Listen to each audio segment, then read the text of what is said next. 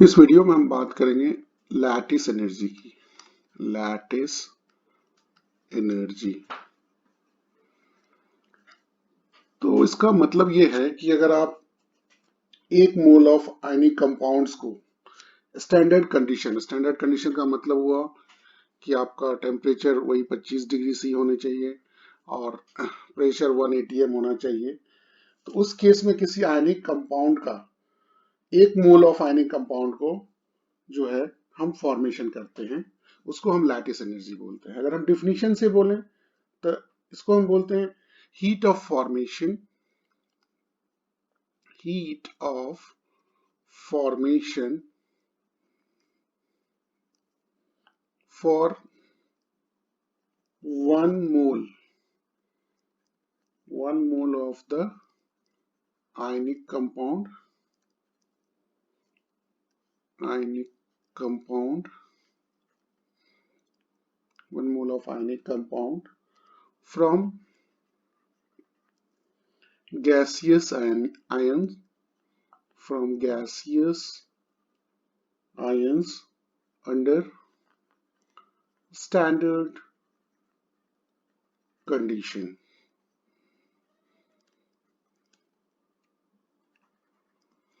तो this is clear है कि heat of formation for one mole of ionic compounds है। एक मोल हम आयनिक कंपाउंड बनाते हैं कहाँ से? उसके गैसियस आयन से अंडर स्टैंडर्ड कंडीशन, यानी कंडीशन जो है 1 atm और 25 डिग्री सेल्सियस टेम्परेचर।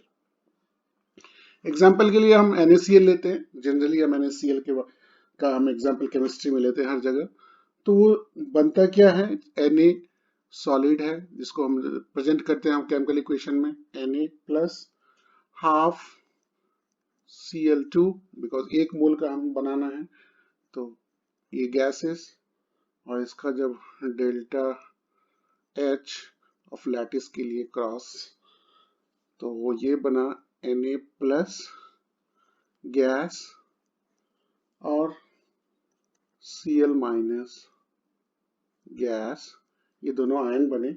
अब यहां से जो है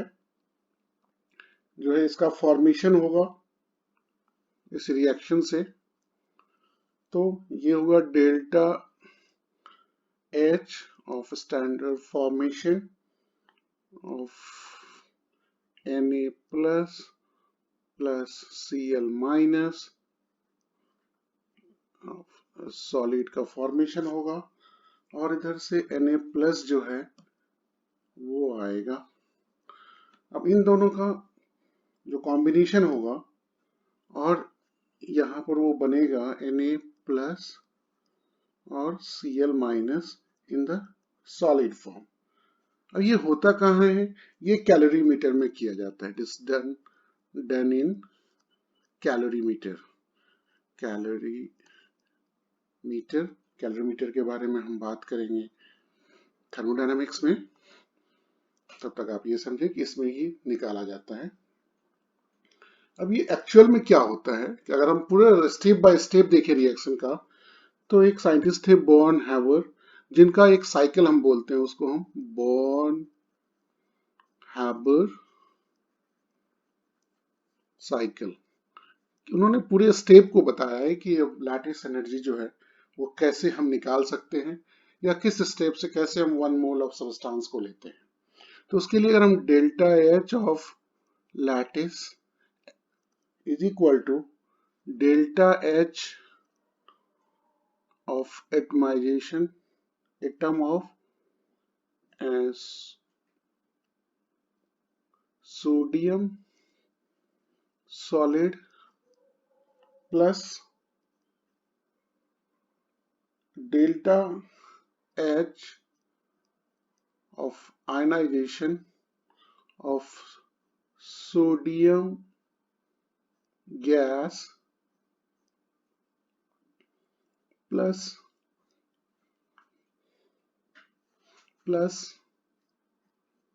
delta H of atomization of Cl2 gas plus delta H of adding one electron on Cl gaseous atom। सो इसका जो कंप्लीट स्टेप होगा, ये सब करने में जितना स्टेप है उसको हम स्टेप बाय स्टेप लेकर के टोटल सम अप करेंगे, तो हमारे पास लैटिस एनर्जी आ जाएगा ऑफ ए आयनिक कंपाउंड। अब इस पूरे स्टेप को स्टार्ट करेंगे फ्रॉम द रिएक्शन, जो प्राइमरी हम करते हैं कोई भी केमिकल रिएक्शन के लिए। तो हमारे पास जो रिएक्शन है वो है sodium solid plus half of Cl2, यानी एक एटम चाहिए हमें Cl2 का, गैस फॉर्म में होता है। अब यहां से हम बढ़ेंगे, सबसे पहले हम सोडियम को सॉलिड से चेंज करेंगे, उनको गैसियस स्टेट में लाएंगे, क्योंकि रिएक्शन तब तक नहीं होगा जब तक कि इसे हम गैसियस स्टेट में नहीं लाते। तो उसको हम बोलेंगे डेल्टा H ऑफ एटमाइजेशन। तो उसमें हम लिखेंगे NaS of is equal to 108 kilo joule per mole, जो है वो एनर्जी लगता है सॉलिड को गैस में कन्वर्ट करने के लिए। तो इसके बाद अब ये बन गया क्या हमारे पास, तो सॉलिड जो है सोडियम का वो चेंज हो गया गैस के फॉर्म में, और Cl2 एज इट इज है, जैसे था वैसे ही है। अब फिर इस गैसियस स्टेट वाले को हमें फिर से चेंज करना है, तो हम इसको आयनाइज करेंगे। तो आयनाइज के लिए हम लिखेंगे delta H of I, ionize is equal to, ये होगा, ये सब प्रैक्टिकल वैल्यू है, ये हम कहीं से डाटा जो है लिया हुआ डाटा है, इसको हम कर नहीं सकते, मैथमेटिकल कैलकुलेशन नहीं है, तो प्रैक्टिकल से ये दिया जाता है या दिया रहेगा क्वेश्चंस में। 500 किलो जूल। अब हमारा क्या बन गया, जो सोडियम गैस था उस आयनाइज हो गया, sodium plus gas plus 1 electron lose किया, और क्लोरीन एज इट इज है, जो Cl2 gas is already there. अब इसके बाद हमने Cl2 जो है उसको भी एटम बनाया, तो इस एटम बनाने के लिए इसका स्टेप जो हमने लिखा, सो Na प्लस तो हमारे पास था ही गैसियस स्टेट में, प्लस एक इलेक्ट्रॉन भी हमारे पास था ही। अब हमने Cl को गैसियस स्टेट में ले आए, तो इसका जो होगा, यानी Cl2 is converted to Cl atom. इसके लिए जो एनर्जी लगा हमारा वो है delta H of atomization, atom बनाने के लिए जितना एनर्जी लगा जो मॉलिक्यूल था वो है प्लस 121 kg। तो हमने स्टार्ट किया था सोडियम सॉलिड से और गैस से, मॉलिक्यूल से क्लोरीन का, और सबको हमने आयनाइज किया, सोडियम को पहले आयनाइज कर दिया और क्लोरीन को गैसियस स्टेट में रखा। अब यहां से फिर हमें वापस आना है, हमें फिर से इसको स्टेबल करना है। तो इस स्टेप से अगर हम आगे बढ़ रहे हैं तो वो फिर से अब हमें गैस को क्या करना है, गैस में इलेक्ट्रॉन ऐड करना है, क्योंकि ये आयनाइज होगा तभी लैटिस एनर्जी का फॉर्मेशन होगा, लैटिस एनर्जी यूज होगा और उससे हम आयनिक कंपाउंड को बना सकते हैं 1 मोल। तो डेल्टा, इसके लिए हम लिखेंगे delta H of electron, adding electrons of Cl is equal to, चूंकि ऐड करते हैं तो वो माइनस में एनर्जी हो जाता है, so this is 364 kilo joule.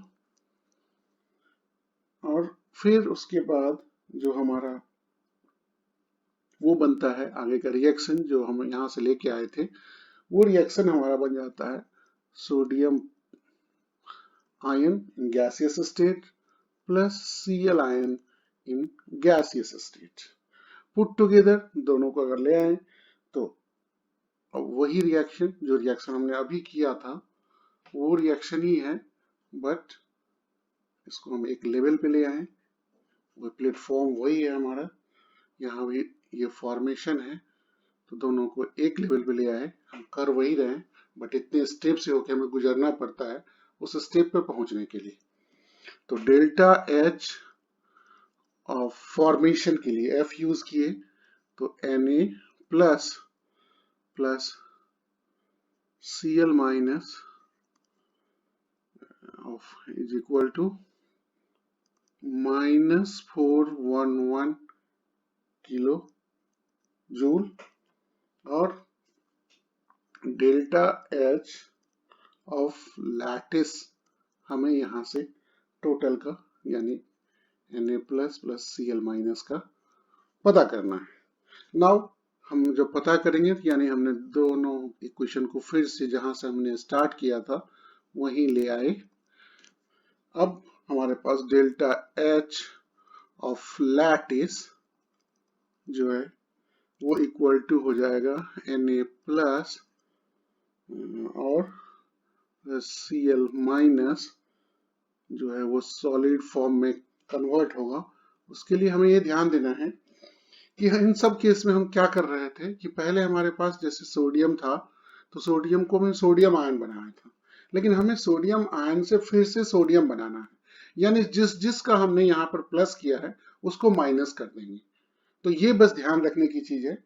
तो हमने जैसे सबसे पहला हमारा जो था वो हमने जो किया था सोडियम को सोडियम गैस में कन्वर्ट किया था और उसके लिए जो वैल्यू आई थी हमारी, और इधर जो क्लोरीन की वैल्यू जो माइनस में है, यहाँ क्लोरीन को देखें तो क्लोरीन की वैल्यू जो है यहाँ माइनस में है, तो यानी यहाँ पर हमने ऐड किया है तो लेकिन वो उसका उल्टा हो जाएगा साइन यहाँ पे टोटल करने के टाइम में। तो 364 क्योंकि हमें क्लोरीन का चार्ज जो है उसको फिर से क्लोरीन नॉर्मल बनाना है, तो वहां पर तो हमने चार्ज ऐड करने के लिए माइनस किया था एनर्जी जब भी इलेक्ट्रॉन ऐड किया था, लेकिन हमें यहाँ खत्म करना है उसको। तो ये थोड़ा केयरफुली ध्यान देना है और उसमें कुछ भी नहीं है और सब स्टेप ऑलरेडी लिखा हुआ है। तो 1 to 1 माइनस हर स्टेप को आप जोड़ते चले जाएं, बस साइन का ध्यान रखें। -108 अब गौर करें तो यहाँ पर इधर सोडियम वाले केस में सब में प्लस है, जैसे 1 to 1 आया है, ये देखें उसके बाद हमारे पास 500 आया है, 108 आया है, ये सब प्लस है बिकॉज हमने यहाँ पर फॉर्मेशन करने के लिए। लेकिन जब लास्ट में हम बना क्या रहे हैं, हम 1 मोल ऑफ कंपाउंड बना रहे हैं, आयनिक कंपाउंड बना रहे हैं, तो वो सब साइन केवल बदल जाएगा, तो इसका ध्यान रखें। और वो जो है that will be equal to minus इधर जो है हमारा दैट विल बी 411 सबको किलो जूल पर मोल, और इन सब का अगर आप कैलकुलेशन करेंगे so that will be 776 kilo joule per mole. अब इसमें क्या होता है कि इस लैटिस एनर्जी का जो डाटा है वो आप दोनों तरह से निकाल सकते हैं, एक थ्योरेटिकल वैल्यू में निकाला जाता है। तो थ्योरेटिकल जो है दैट वाज गिवन बाय, उसे हम बॉर्न इक्वेशन बोलते हैं, जिन्होंने theoretical born equation of theoretical theoretical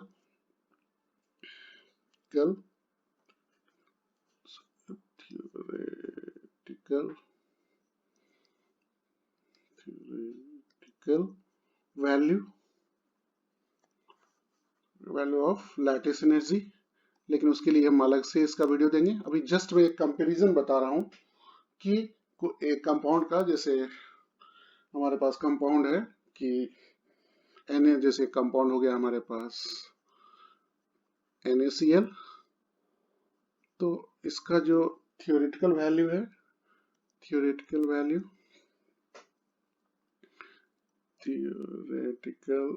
value और जो एक्सपेरिमेंटल वैल्यू है, एक्सपेरिमेंटल वैल्यू दोनों ही किलो जूल में है पर मोल, किलो जूल पर मोल।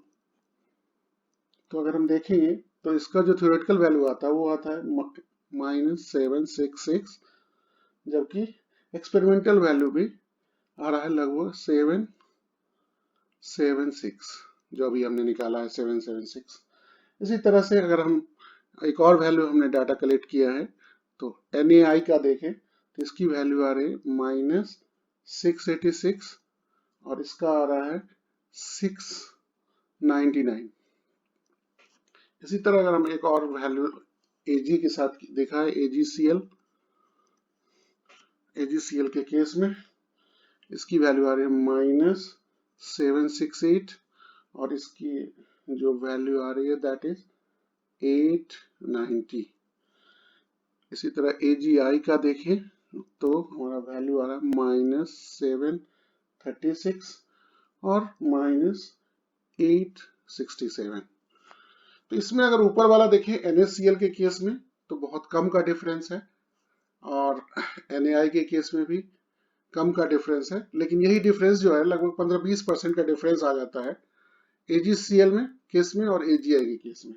ऐसा इसलिए होता है कि जो AgCl है वो कंप्लीट आयनिक नहीं है। कोई भी जो कंपाउंड है वो कंप्लीट आयन नहीं हो पाता है, कुछ ना कुछ उसमें कोवेलेंट कैरेक्टर होता है। यानी आयनिक कैरेक्टर अगर कम होता है, जो फजन्स रूल एक है जिसका मैं अलग से वीडियो दूंगा, तो उसमें ये बताया गया है कि जो AgCl कंपाउंड है इसमें थोड़ा थोड़ा याद रखें कोवेलेंट कैरेक्टर आ जाता है। तो कोवेलेंट कैरेक्टर आने से जो थ्योरेटिकल वैल्यू है और एक्सपेरिमेंटल वैल्यू है उसमें बहुत ही डिफरेंस आ जाता है। तो इसलिए जो प्योर आयनिक कंपाउंड है, प्योर आयनिक कंपाउंड, इसके केस में डिफरेंसेस बहुत ही कम है, जो कई बार एक्सपेरिमेंटल वैल्यू में भी एरर आ सकता है एक्सपेरिमेंटेशन के टाइम में, उससे थोड़ा सा अंतर आ सकता है। बट जो जो आप कोवेलेंट कैरेक्टर आयनिक कंपाउंड में अगर कोवेलेंट कैरेक्टर बढ़ेगा तो थ्योरेटिकल और एक्सपेरिमेंटल वैल्यू में डिफरेंसेस बहुत ज्यादा आ जाएगा। और भी कुछ बातें लैटिस एनर्जी के बारे में, few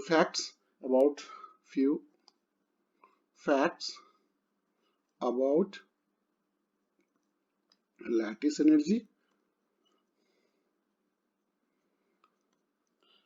The lattice becomes more negative.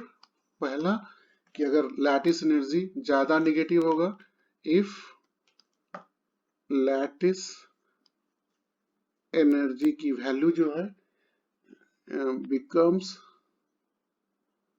more negative मतलब अगर वैल्यू टोटल वैल्यू जो है वो माइनस में बड़ा आए, if ये तब होता है when inter-ionic distance decreases, inter-ionic distance decreases। जब आयन के बीच में डिस्टेंस अगर कम हो जाएगा इसका मतलब क्या हो, वो स्ट्रांग हो जाएगा ज्यादा, तो लैटिस एनर्जी ज्यादा एनर्जी लगेगी। और माइनस तो इसलिए होता है कि एनर्जी बाहर निकलता है, इसलिए निगेटिव वैल्यू आती है। दूसरा, the lattice energy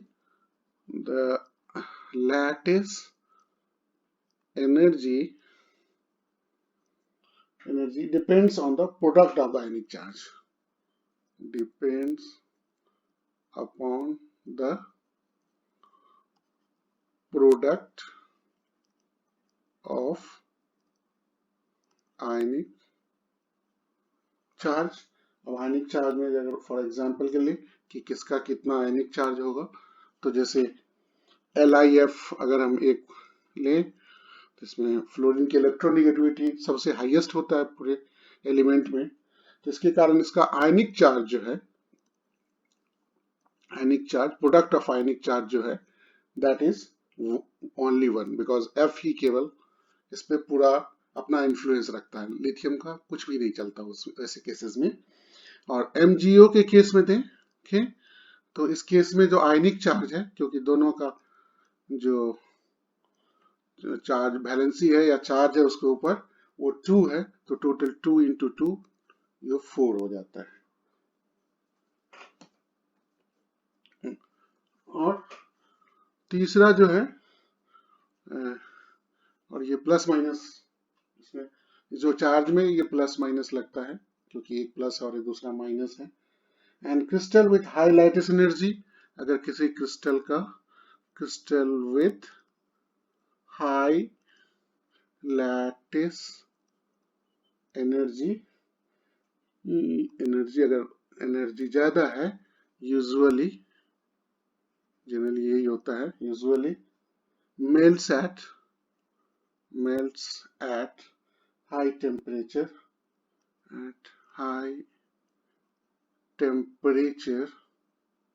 and are very hard, और जनरली वो very hard होते and आर वेरी हार्ड। तो इस तरह से आयंस का पूरा रोल है। Lattice energy purely electrostatic energy के बारे में हम बात करते हैं कि